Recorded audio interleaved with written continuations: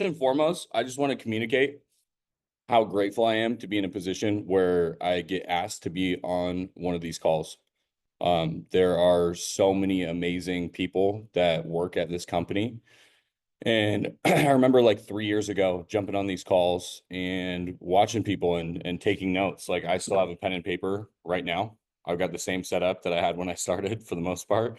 And I'm still eager to learn. But I will tell you, if you're somebody that, is just starting out or you're jumping on one of these calls for the first time, in the matter of 6 months, 9 months, 12 months, 36 months, whatever it is, however long it takes you, you can end up being on one of these calls and running one of these calls.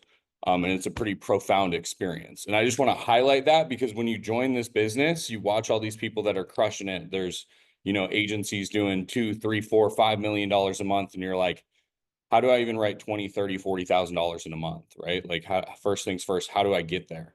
And I don't know about you guys. I can only speak for myself. But when I got on one of my first calls for this, I knew I wanted to build an agency, but I was broke. I will be transparent and say I was also broken. I was not on a winning streak. Like I sold my business and got into this industry, and I didn't do that because I was crushing it, right? So I started at Family First Life and I was not on a winning streak. But the main thing I want to remind you is if you show up consistently day in and day out, whether it's good, whether it's amazing, whether it's horrible, whether you haven't had a sale in 2 weeks, whether you just had the biggest week that you've ever had, whatever it is, if you consistently can show up and bring good energy and have a solutions-based attitude, one, you're going to be successful. Two, people are going to want to work with you, right? Like if you bring really good energy into this business and you're an optimist, like I was laughing with somebody the other day and they're like, dude, you're so delusional. But I'm like, I've had to be delusional the majority of my life because it's been an uphill battle. And when you're getting into this business, especially the first year, if you watch the statistics of the life insurance industry and how many people actually make it a year, dude, it's an uphill battle if we're being transparent. But how do you make yourself the person that sticks it out a year? How do you make it to where you're the guy that makes it 9 months and you start getting the back end commissions of the sales that you made 9 months ago that everyone forgets about? Right? How do you start building a team and taking yourself more seriously and accountable to set the tone where people just naturally want to work with you? Right? My whole thing is attraction rather than promotion. And when I started in this business, it was straight promotion because I didn't really have anything going for me that was going to attract anybody. I was broken, disgusted.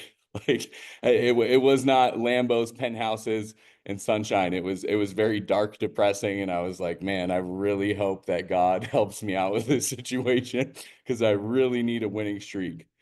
But wherever you're at in the business, whatever you have going on in your personal life, professional life, anything's possible.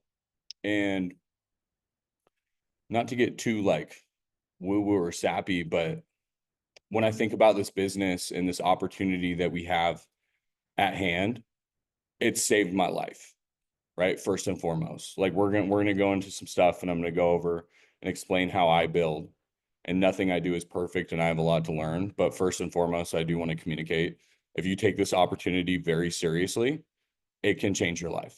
It's changed every single area of my life. Like there's the things that are financially related. I got a cool car, got a cool place, stuff like that. Things like that don't really matter, but make you feel good as a man, right? You got a little bucket list. Hey, I want to get a Lambo. I want to live in a penthouse. I want to do stuff like that. I check some of that stuff off and it's cool, but it really doesn't matter. The stuff that matters is like the relationships I have with everybody in my family and my friends have improved dramatically.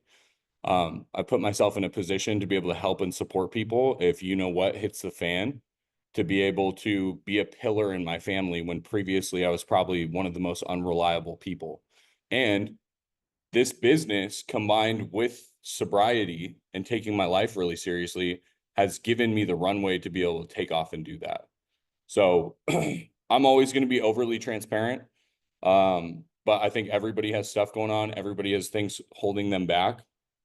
And one thing I'm going to challenge you guys to do after this call is if it pops up in your head while we're talking or while we're going through this, we all have probably 3, 4, 5 things that we've been putting off for a while, whether it's personal production related, personal life, building a team, posting on social media, whatever it is. We all have multiple different things that pop up in our brain, probably multiple times a day, that we do not follow through with. But I challenge you while we're on this call to make a list of those things, and over the next 7 days, at least execute 3, 4, 5, 6 of them. And I would love to hear back from you. Hey, I got this done. Hey, I got this done. Like, let's start stacking some wins and stop being stagnant, right? Like, I lived most of my life in fear, and I chose not to do that in this business anymore. So if you complete something like that, I'm going to drop my Instagram in the chat. Send me a message with what you guys finish, because that's what I'm trying to promote with this. Like, let's get out of our comfort zone. Let's do the things that we're afraid of doing or that we don't want to do.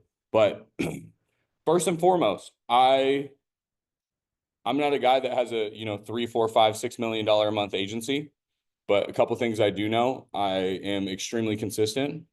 I'm pretty darn profitable. My agency is super wide, and for lack of better terms, I work my ass off 6 days a week, if not 7 every single week, and I strive to be the best person I can be while uplifting other people to do the same thing, which that last part is the best part of my life, right? If it's all about you, how do I make money? How do I get more successful?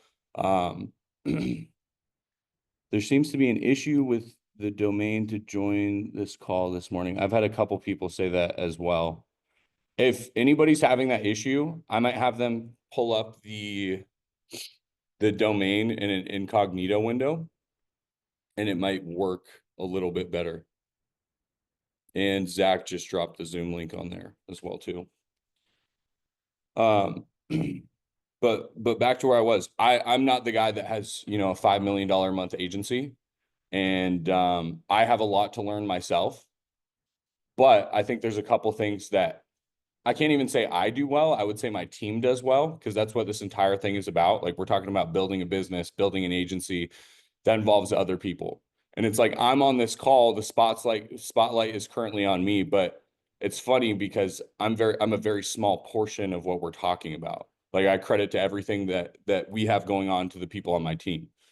I've been really good at putting the right people that are way better at things that I'm horrible at in the same room, on the same Zoom, that want to make shit happen together. And I think that's one of the few talents that I have.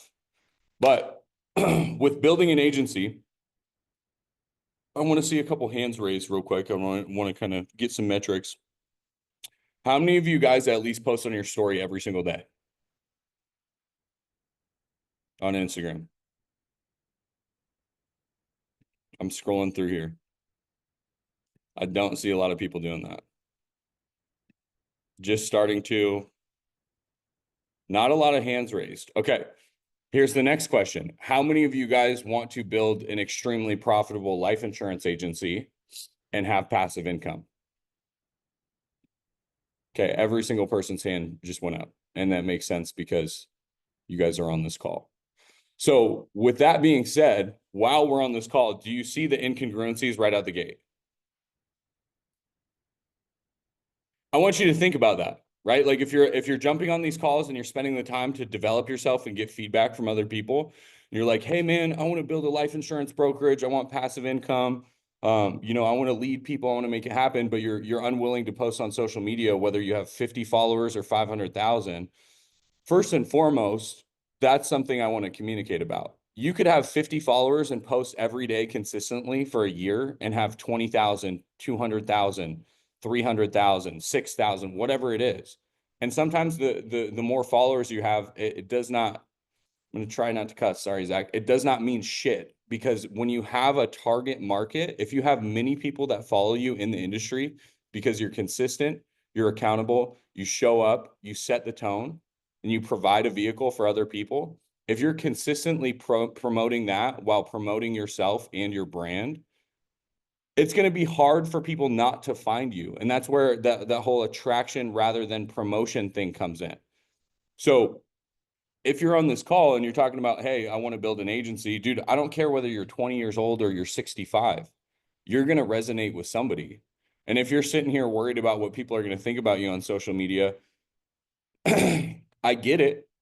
It's scary, but can you guys drop in the chat if you can think of any better free form of marketing to be able to highlight your qualities, your business, what you do. Please let me know in the chat, because if you got it, I will legitimately start using it today. But if you can you think of anything better than social media, Facebook, Instagram, Twitter, TikTok, anything like that to promote yourself?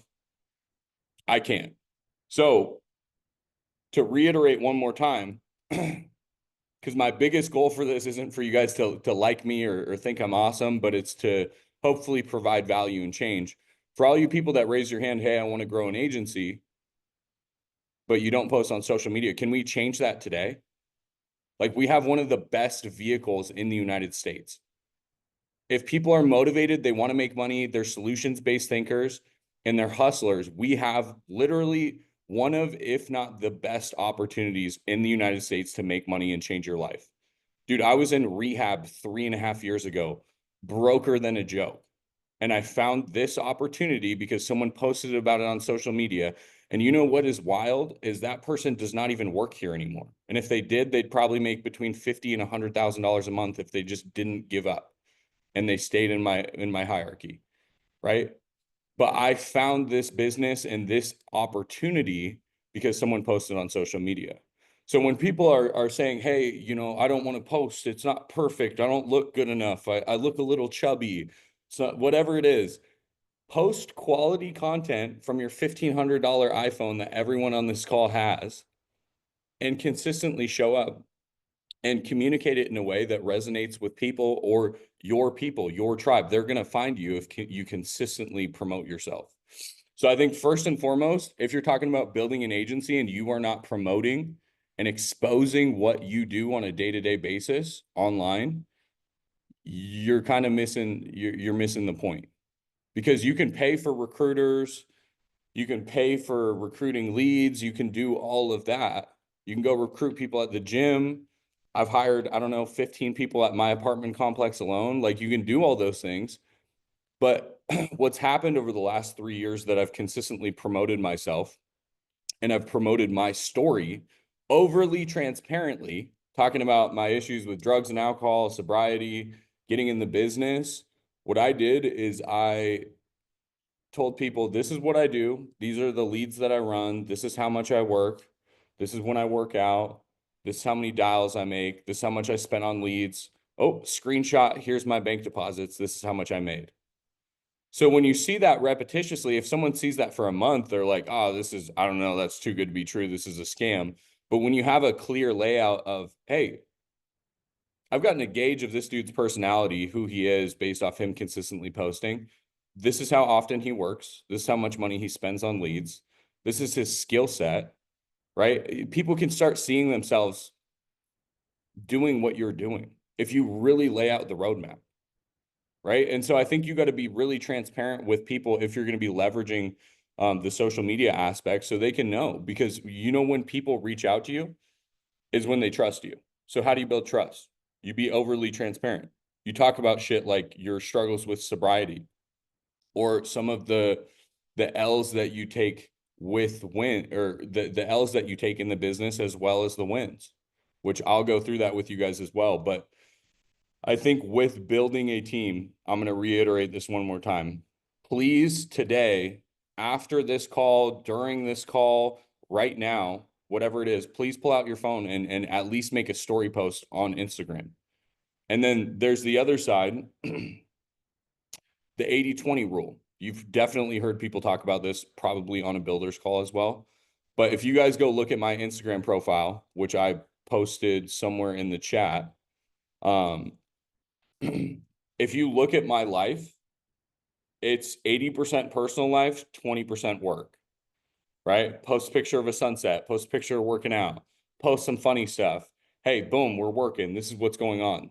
So that people are not like, hey, Kevin, yeah, I don't want to follow you anymore because all you do is post stories about the deal that you just closed on insurance and they don't even know what it is. And it's like a slightly dirty camera screen and weird lighting because you're in your house and you're like 1250 AP, and people are like, what is that? Right. But if you show the lifestyle and you break down the commission and you pull out your phone and you're like, Hey, you guys, I got into the life insurance industry. If anybody's sick of working in sales, vehicle sales, med sales, whatever it is, if you want to get involved in the business that I'm doing, this is what I do. This is how much I dial. This is how much I work. And this is how I get paid. Next story. Hey, when I get paid, this is the commission breakdown. When I set the policy to effective immediately, it takes about 2 days. And then I get paid. We get a 9-month advance and break down that deal. And then 2 days later, screenshot the deposit that you got, post it on your Instagram story. Like, what is better proof than that? And then also include, hey, this is how much I spent on leads. Because if you're posting that stuff and you're being transparent, guess what it's going to do? You're going to want to become more profitable with the money you spend on leads so you can show other people, right? It's going to set the tone. Hey, can I 10x every dollar that I spend on leads? It's going to make you want to be more accountable. It's going to make you want to be more consistent because I can only speak for myself. When we're talking about just us getting rich or just us making money, when it's a selfish thing, I don't know about you guys, but if I make $20,000 a month and it's just about me, like my bills are paid for, I'm cool, I'm good, I could kick it. But if you're talking about setting the tone for other people and showing them what's possible, it's like making 6 figures in a month isn't enough. And it's not even about the money. It's about setting the tone for the opportunity and what you can do. Like what is possible for some ex-criminal, ex-drug addict that got into the life insurance space that has no college degree. Let me raise the bar so anybody that has a similar story for me can believe in themselves because I'm not anything special. So whatever your story is, I think if you make it like you are the main character in a movie, and maybe the movie right now is a really shitty movie that's not super exciting, and it's the part of the movie where you're not on a winning streak, or maybe you are, whatever it is. But what does the main character do in that movie, right? How consistent are they? How often do they post? Do they set the tone for the people around them? Are they getting enough results where if someone checked your bank account, that they're going to be like, wow, this is crazy. I want to get involved in what you're doing. Because that's the most powerful thing. So set the tone, walk the walk, talk the talk on social media, and have the deposits to back it up. So no one can bank account check in. You're like, why do you want to see my bank account? Right. For me, I'm grateful and blessed to be in a position where, if someone bank account checks me, I'm like, hey, here's my deposits for last month, and I'm going to smile. I don't even know what they are. Right. But I know I have something to smile about because I set the tone. So I think that's huge. Yeah, Rhea, set the tone, walk the walk, and the bank account. Walk the walk and talk the talk. I think that's super important. Not in a cocky, arrogant, egotistical way, right? I bought a Lamborghini and live in a nice place, and that's all cool.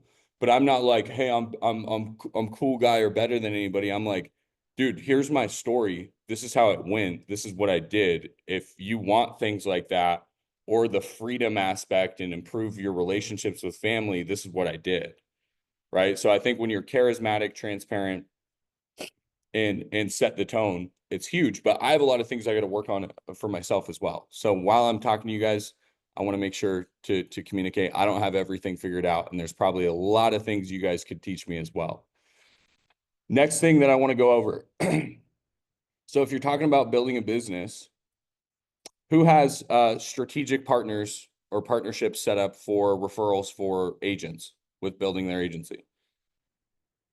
Anybody? Okay, so if we conquered the first thing, we're all going to start posting on social media today, right now, post something about the business that you're in. The next thing is I would figure out some strategic partnerships. This would be more like when you're running life insurance leads, this would be running warm market recruiting leads to a degree, right? So for me, I set up relationships with one of my close friends owns a really nice barber shop. It's like a luxury barber shop. It's between like 50 and $100 for a haircut. So the people that roll through there are a lot of salespeople, real estate, mortgage, stuff like that. One of the best things I ever did was incentivize him to send me people that were, sitting on the barber chair complaining about the job that they have and telling him, hey, I'm looking to get into another job. He has 8 other barbers at his barbershop that all do the same thing for me. I have a great relationship with them, and it's ended up bringing me 20 different people that were either previously licensed or we got licensed and sold a policy, which I think is huge. So when you're talking about building a business, you can either pay for a recruiting service and post on social media and do stuff like that, or you can put some sweat equity and some creativity in building relationships like that, where you are going to have to be creative to find what those are for your niche. But as a man that's in my 20s, I couldn't think of a better place to find high quality people than a barbershop, right? Where they're airing out, oh, dude, I hate this job. I don't like this. So creatively think about that and then incentivize other people to help your success as well. He sent me multiple people. They started crushing it. Him and I went to Dior at Fashion Square Mall in Scottsdale, and I bought him a $1,200 pair of shoes, right? Where he's like, I don't even want any money, but that I like. So incentivize people to help you with your success because they got some buy-in. Maybe they don't even want any of the money, but I'm still going to make it happen and do that because people are helping me grow my business. And I feel like that's something I've not seen a lot of people talk about, but the amount of referrals you can get from setting up a strategic partnership that's incentivized is huge, right? If you know people at a roofing company that are high up, hey man, if you have guys that aren't working out of the roofing company, maybe just because of the industry or whatever it is, will you shoot them my way? I have strategic partnerships set up with people at captive companies where I'm like, hey, if you have somebody that falls outside of your model or vice versa, if I have someone that doesn't want to pay for leads and isn't the right model or the fit, I'm going to send them to my boy over at, I'm not even going to say the company, but I'm going to send them to a guy at a captive company that I like and trust. He sends me people as well. So I think when you're creative, the horizons get a lot wider and you start finding these areas where, oh, I'm going to acquire these three people. Oh, got into a new industry. But I think you have to be repetitiously doing that. And once again, getting the results where people feel confident. Like Liz, if she sent me somebody and is not in the industry, I have enough results where you feel confident enough where, hey, if this person's going to be successful, it'd be with Christo. Here you go. Here's my referral.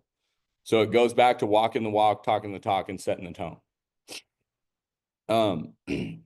Another thing that I wrote down to go over is the culture, like setting the bar with what we're doing.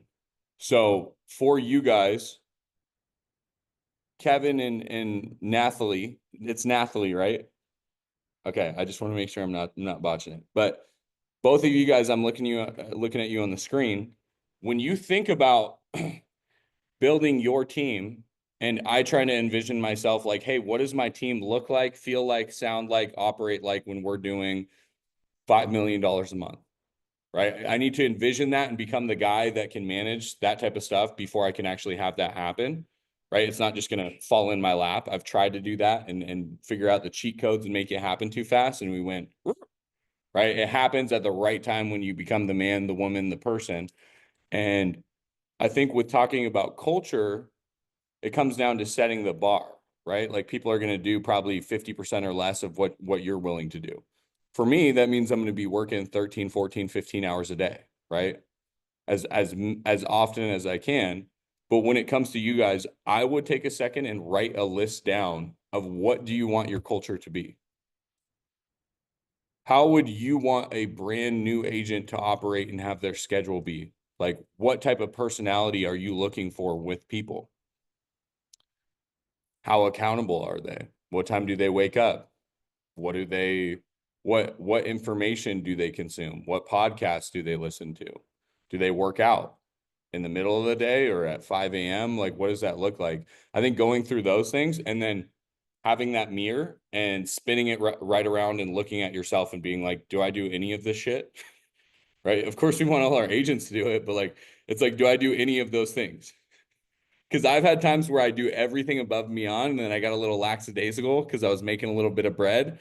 And then I had to snap right back into reality of like what got me to the point where I was feeling good, doing good, making good money, and helping other people do the same. And when I say that, that's the most important part if you're talking about building, helping other people do the same. If I'm the only guy with a nice car on my team, which is not the case, that's an issue. I need to spend more time and develop with other people. Um, what are your non-negotiables when scouting, or is anyone fair game for recruiting and building? I have two answers for that because I was the guy that I definitely had a big smile on my face when I was getting into this industry. But like I had a horrible legal record, you know, I was just getting out of rehab. Like I, it's not like I was the most sought after scout on the internet for life insurance sales, right? So I think the one thing I did have, and I've talked about this before, is the gift of desperation. Like my life got so bad that I was willing to do anything and everything as long as it was ethical and didn't hurt anybody to get my life back on track. So I had that blessing going for me.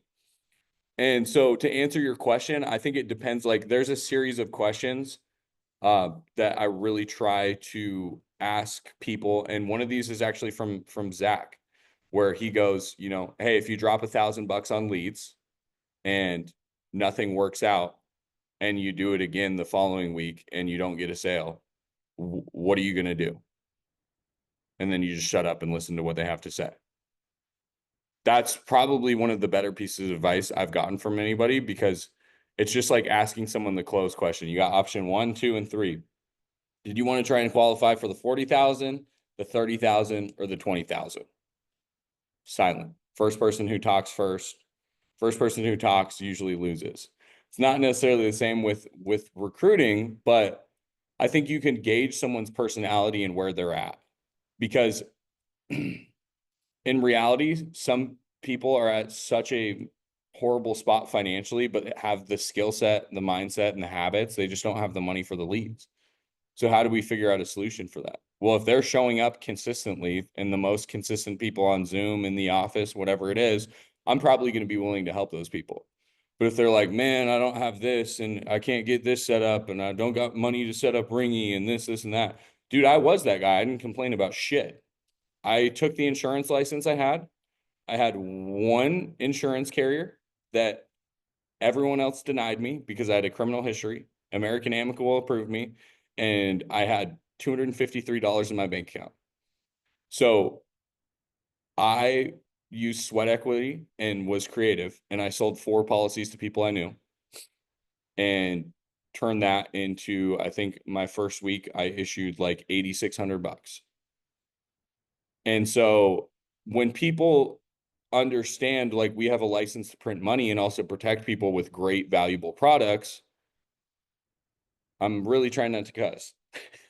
There's the word track's not coming out without the F word, but if we have a license to print money and you're broke, why can you not go stand on a street corner for one day and make a funny sign and get one person to buy a policy, make $1,000 and spend 500 on leads, the rest on food, rent, whatever you need, right? Like I think if I lost everything today, and I'm getting off topic, but this is important because this is the personality type I'm looking for. If I lost everything today, I had no car, no money, no nothing, I would literally, if I had to, just go make a sign and go stand on Mill Ave in front of my house and be like, make some funny shit up about life insurance and get someone to buy a policy just from tenacity. And I'd get the money, I'd get paid, I'd buy some leads, and I would turn it back into $1 million. Right. So if you don't have that type of belief for yourself, like, we need to wake up and realize the opportunity that we have at hand, or your life just hasn't been hard enough. Because if people can't pick up the phone and rip some leads, dude, go look and Google the average income of a telesales agent, not life insurance agent, just a telesales person. Go look it up. It's like $32,000. You can be an ex-drug addict, ex-felon with no college education. That is one of the biggest mess ups ever. And you can get an insurance license. You can start with one insurance carrier. And last year I deposited over 7 figures in my account. And I don't say that as a flex. I say that as a miracle. Like, my mom is so proud of me, and that's one of the biggest, most important things in my life. And to be able to financially shoot my mom some money, hey, get a massage, hey, do this. Like that, it's not about life insurance. It's about the opportunity and changing people's, excuse me, fucking lives. Sorry for cussing, Frank, Zach, whatever, but I feel like that needs to be said that way because this is so serious. So to revert back to your question, um, I mean, my non-negotiables are if people are complainers, and it's one thing to vent and then get in the solution right away just to get some stuff off your chest. But if people are complainers, they're focused on the negative stuff. I'm an overly optimist. I'm focused on the solution. You could punch me in the face. Frank, you probably know this. You could punch me in the face and I'd smile back at you all crazy. I'd be like, let's go. Right. It's like I'm excited for the stuff to happen. Right. So I'm looking for people that can make it through tough times, not just the good times. When you're in Lambos and you got money and stuff like that, it's all cool. But who's here when shit hits the fan? And what does that look like? Who are those people? Who's around me? Who's got locked arms, whether it's good, bad, great, everything in between? So that's the personality type. It's not super specific, but they got to be able to sprint into battle with me, literally and metaphorically. But it used to be anybody. But I got training out of that and learned how to find the right people. Let's see here. All right. So one more thing on culture. The first 2.5 years while I was in this business, it was nothing but up. It was nothing but up. And then I experienced a downturn. I got some of my agents recruited. I feel like a lot of people won't talk about this, but I'm going to talk about it in a positive way because it made me a better man. My prior manager about a year ago went to work with another company, hired some of my people. We had a downturn, which was a wild thing to experience, right? That's part of the business. Things happen like that. I also experienced a ridiculous amount of roll-up debt because I hired the wrong people that were writing bad business. And it was one of those fluke things that happened. And so I experienced from one of the highest of the highs. I'm like, dude, I'm about to call Frank. We're going to be at 3 mil a month. I had talked to Sean Mike. I'm like, by the end of the year, we're going to be at 5 mil a month. And I experienced a large setback. But because of the culture and the people that I had on my team, going through some of the biggest fears that I've ever had in this business, we ended up making it to the other side. And like one thing I'm super proud to say is making it on the other side. I've almost cleared out the roll-up debt from the guys writing sketchy bad business, which is not even something you guys have to worry about. I just made a bad hire, a bad decision. And we made it the other side. In the last month, we grew bonusable premium 46%. Right. So I kind of got leveled at the knees a little bit. And with my team and the culture that we have, that my team has helped me build, we've made a comeback, which I think is huge. So when you're talking about culture and having those people, and Nathalie or Kevin thinking about who you want to hire, are they people you would sprint into battle with? You don't have to like them every day of the week, but can you sprint into battle with those people? Do they have your best interest in mind? Can you make it through big life stuff? Right. So I think that's super big because I had some big life stuff happen and some big business stuff happen.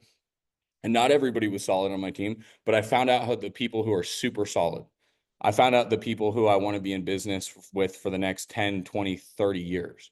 So that's a huge blessing. So I think find those people, go through the good times, go through the bads, figure out who's got locked arms with you.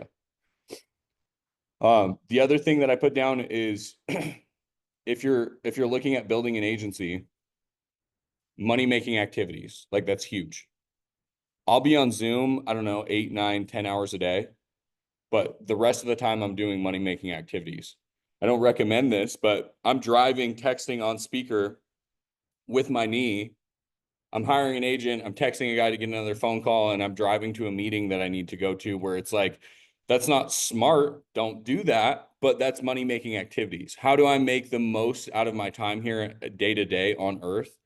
I made a list of money making activities. So if you're scrolling on Instagram, not doing shit and watching funny videos where it's like this cat and this and that, like there's some quality content on Instagram, and I do get it. We dial a lot, we work hard.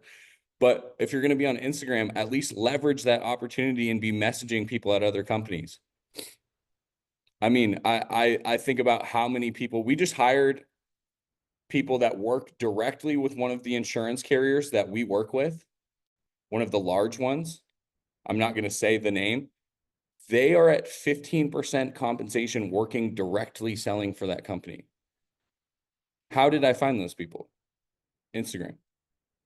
What am I going to do? I'm going to hire every single person that I can that's quality, that is at 15% compensation, and they're going to start with us at 80%, and they are the most jacked and excited people about it. Right? So there's a ton of opportunity out there, but you got to uncover it from doing money-making activities. MMA. I'm like, what am I doing? Oh, money-making activities, whatever it is. justify the fun that you're going to have by doing money-making activities so that 2 years from now, you can take a little bit of a break. You can take the pressure off your shoulders. But I'm huge on that. And I think we only have a certain amount of time on this earth. And this business is precious and the opportunity we have. So it's like leverage the vehicle that we have at hand. 2 more things to go over, and I'm going to set you guys free. Hopefully I'm not going too long, and I hope that you're getting some value out of this. But one thing that my mentor told me is, and this relates to sobriety, this relates to business, this relates to friendships, mental health, whatever it is. But when you think about a herd of buffalo, right, out in the elements, wherever it's at, the national park, wherever it's at, and you think about a large herd of buffalo or any other type of animal, have you ever heard or seen on National Geographic a video or anything like that? Have you ever heard of a buffalo animal or anybody that's in the center of the herd get taken off by a wolf? Have you ever heard of that? Have you ever seen it? I feel like it's a good reminder because people want to do this lone wolf thing in this business and sit at home and rip dials alone and not get on Zoom and not participate. But I think setting the tone for the people in your agency, in your life, when you are in the center of the herd, you're not going to get taken out by the big bad wolf. You're not going to get taken out by the elements, and you're sure as hell not going to starve or go broke, right? There's certain times in this business and this company that I've unplugged a little bit because I got so stressed. Guess what? I made less money. My quality of life was worse. And all of a sudden, when I pull out my phone and start calling dudes like Frank, and I'm like, hey, bro, I need some advice.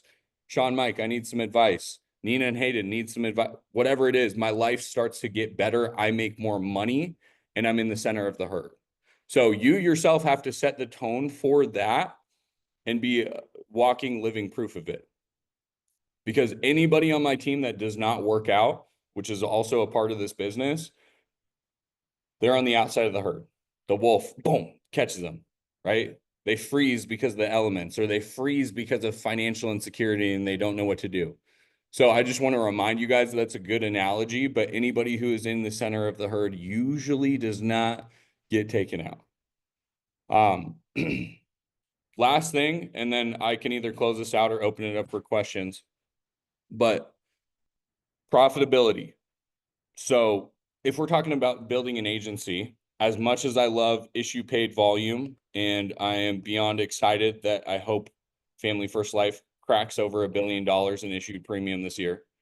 IP reports are important. Issue paid business is super important, but what really matters is what you deposit in your bank account and how profitable you are as an agency, right? If people get it twisted, the IP reports and leaderboards, that shit is awesome. You know what I'm concerned about? My people, how much money they're making and what I'm actually depositing in my account, right? And so I think that's huge, and that's something that everybody has to maybe have slightly a coming to Jesus moment, because IP, in my opinion, is ego. Even though it's important, it's relevant, it's growth. But if we're talking about business, what are we talking about? We're in business to be what? Profitable. So I think tracking your profit and knowing what your average spread on agents are, and coming up with a plan of, hey, if I'm going to build, I'm going to sell, I'm going to hire, I'm going to train at a high level, I'm going to do this juggling act of all of the above. How do I become the most profitable? How do I become strategic? There are people that are cranking millions of dollars a month, and I know I'm equally, if not more profitable of them. Maybe not millions of dollars a month, but you get the point that I'm making, right? Like if you're hiring consistently and you're hiring direct and you're going for width, it means you're going to have to work your ass off. It means you're going to have agents that are blowing up your phone 14, 15 hours a day. But what's the point of being in business? Change people's lives and be profitable. So I think the one of the key factors is training people on how to have a high persistency rate. You keep more money, they keep more money. We grew 46% last month in bonusable premium. If I could keep up those numbers, which is impossible, but it would be a wrap. But I hope to grow, 10, 15% bonusable premium a month. But with that, we had a 95% persistency rate. So that's what I'm most proud of. That means people are writing business properly.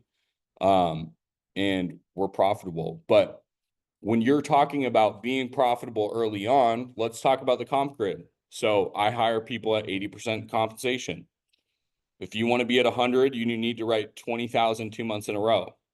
If you want to get up to 120% commission, you need to write $40,000 2 months in a row, non-negotiable. So if you're a new agent, whether you're at 85, 90, 95, 100, whatever it is, wherever you're at, I would look at the compensation grid and figure out first and foremost what you need to do and how much you need to write personally to be able to get your compensation as high as possible so that when you bring new people in, let's say you write 50K 2 months in a row, you're at 120% compensation. Now you're hiring people at the starting comp at 80%. What's your profitability every override that they sell? Off every, you're making 40% because you worked your ass off and you scaled and got to the highest point that you can get off personal production. So now when you hire people, guess who's more profitable than any manager at captive agencies or these other companies that are very for the manager? Now you've just finessed the system by working your behind off to be one of the most profitable people in the industry. And as you continue to raise that and hire direct, and as those people that you hire make more money, get results, their compensation goes up, well, you have more volume coming through your business as their compensation goes up. So you're going to be making the same amount of money. As theirs are going up, you're going to be hiring new people direct to you. I would hire them in threes if you can and get them trained up at the same time. Have some friendly competition. But in order to do that, if you're talking about hiring people, drop in the chat how many people you would have to hire to actually have three people start at the same time. Study material, license, whatever it is. How many people you think you have to hire? Savannah, 10. That's pretty on point. I'm going to shoot for 15 just because to get them all to start at three at the same time, I'm probably going to have a couple people have some personal stuff go on. Some people are going to extend their study material, whatever it is. So I would say between 10 and 15 to get them three at a time. And so I'm thinking of abundance because we set up their study material. Not everybody's cut out for this. Everybody knows how much money you can make in financial services and how profitable it can be, but not a lot of people actually follow through and do that. So what I do is I'm overly abundant. I let people get through their study material, pass their tests, and I'm like, now let's have a serious conversation after I've gone over the initial recruiting call. And we do company overviews on Zoom every 2 weeks. I have all my agents funnel those people in. I break down the opportunity, go through some of the stuff that I just went through with you guys about, hey, if you're broke, this is what you need to do. If you have no money for leads, sell a couple policies, get them set up with the study material and see how many people can actually make it through. Because everyone yaps and they're like, I'm going to crush it. I'm going to come over from solar and I'm going to be your best sales guy. And I'm like, dude, you haven't even passed your test. It's been 2 months. So I think when you want to build a team, you got to not be emotionally attached to what people do, how they do it. And you got to abundantly hire so that you can ultimately cherry pick the people that you want to work with. You guys kind of pick up what I'm laying down? Because if you have three guys and you're like, dude, I'm counting on this guy getting his license and he ends up not getting his license, what are you? You're crushed. Oh man, I had expectations. I put expectations on no one. I'm going to make that shit happen regardless. Whether you're on my team, you're in my family, you're one of my friends, I'm going to get it done regardless. And I mean that with the most love and respect. But we can only count on ourselves. And so if you're overly abundantly hiring and not super emotionally attached, get the people through the door that pass the test, that are motivated, that are consistent, and spend time with them when they start and work in person with them or on Zoom, one-on-one or one-on-three, and give them the excitement. Pass on the opportunity and the experience so that they're fired up. Get them paid in the first 48 hours, right? Like you want people to stick around, get them paid in the first 48 hours, and you can help them with that, with setting expectations of what they need to do when they start. Let's see. Some questions. What's my tracking process? Do you message your agents like how much you made today? Or do you have a master sheet that they upload to? Are you talking about my tracking process for agent income? Or what do you mean? I'm missing a part of that on there, Savannah.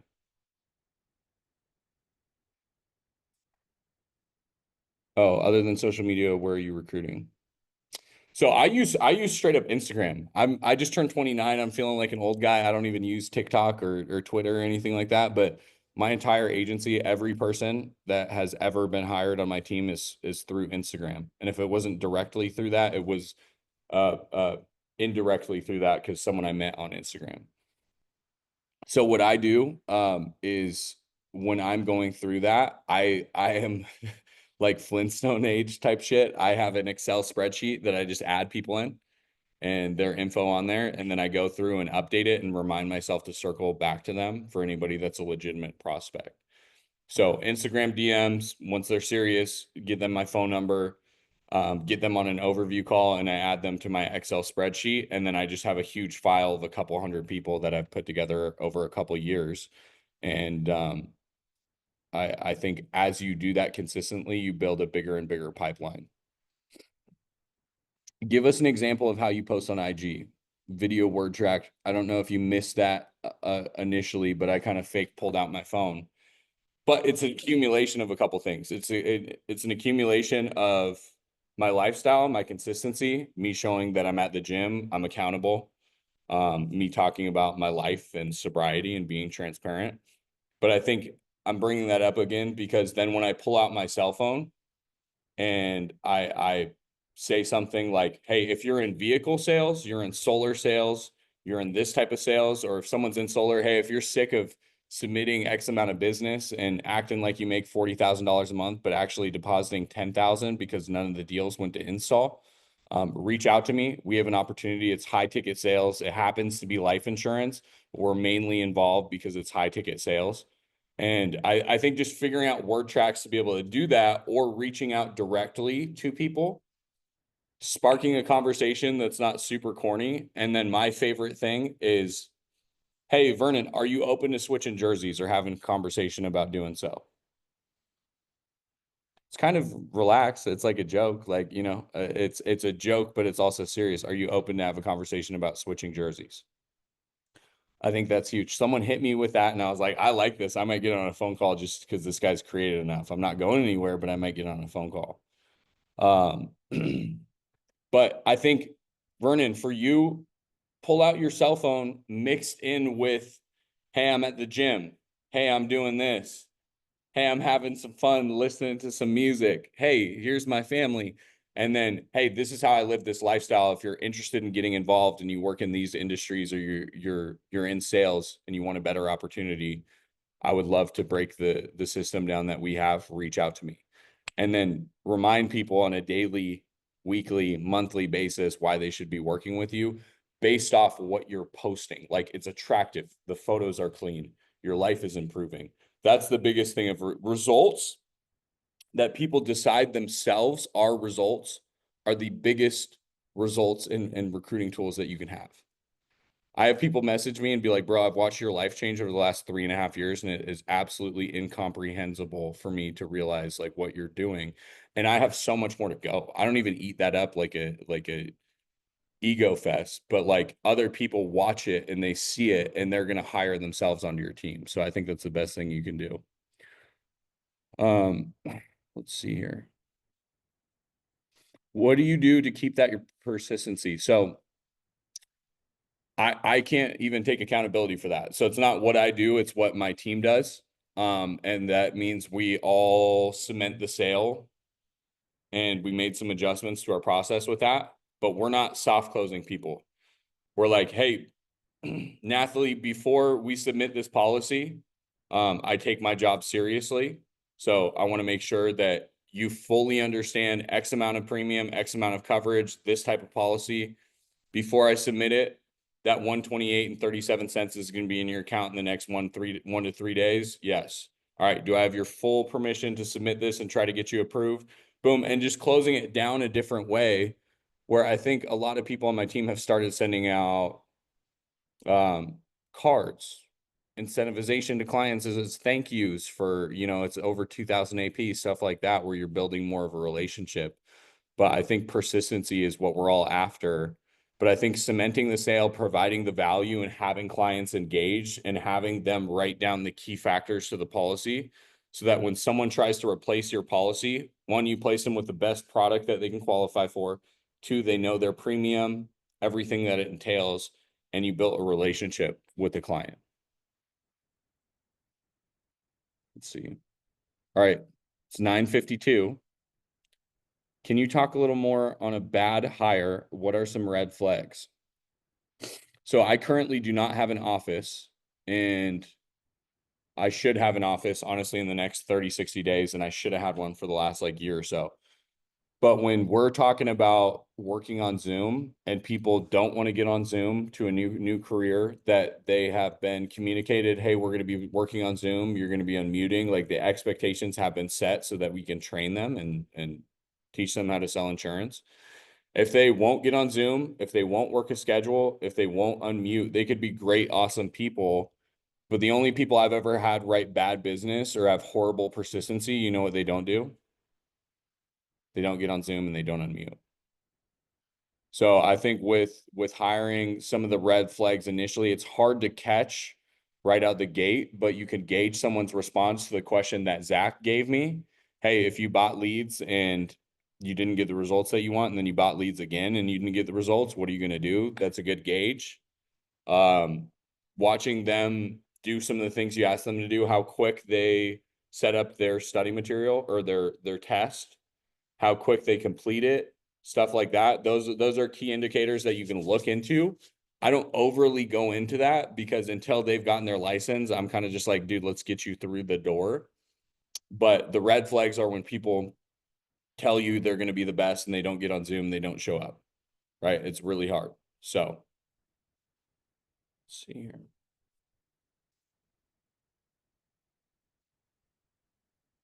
All right. Any other questions?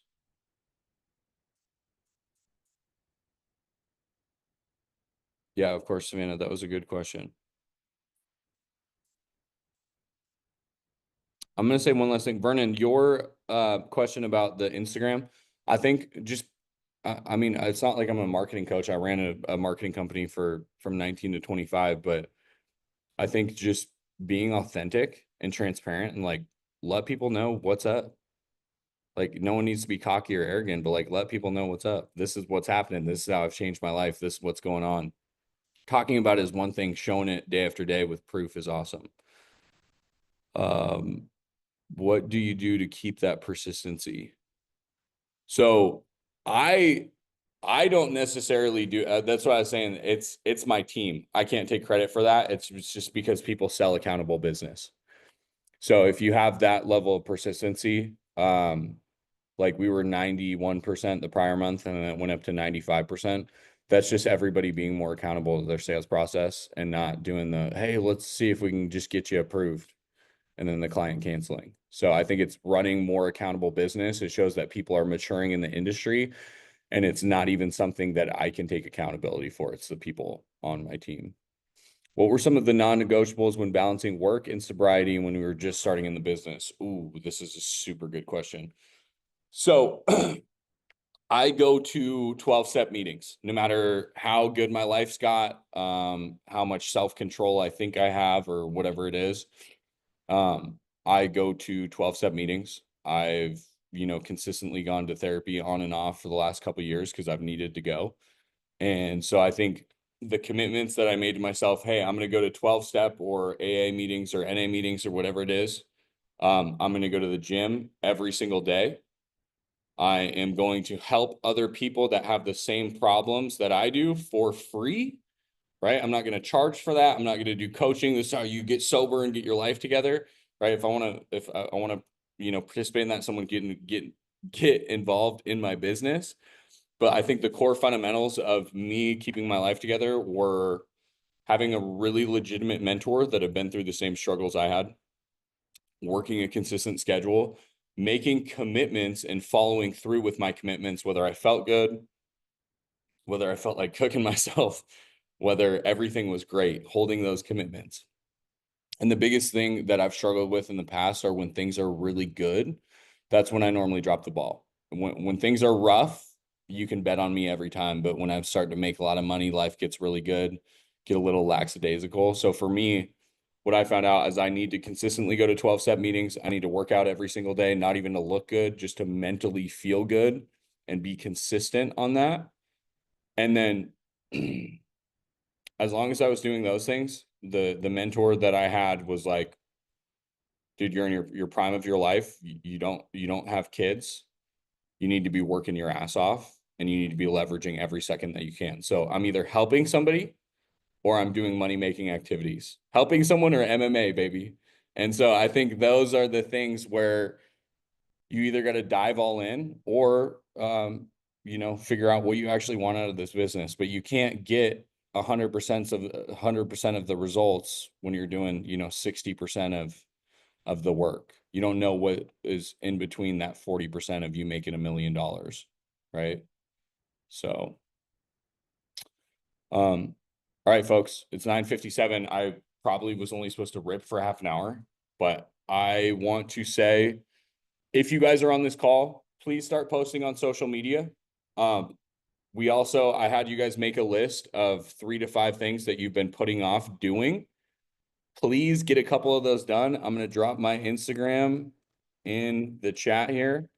Shoot me a message when you get those things done. And I think that here, let me actually put it right here. So shoot me a message when you guys get those things done. And dude, it's the beginning of the week. Let's have a kick-ass day. I think the weather's heating up, business is heating up. It's a great time to be alive. It's a great time to make some money, and it's a great time to set the tone and bring a lot of people in this business. So, Zach, thank you for having me on this call. Could not be more grateful to be in the position that I'm in, and fired up to see where things go. But thank you guys for jumping on. Have a wonderful day.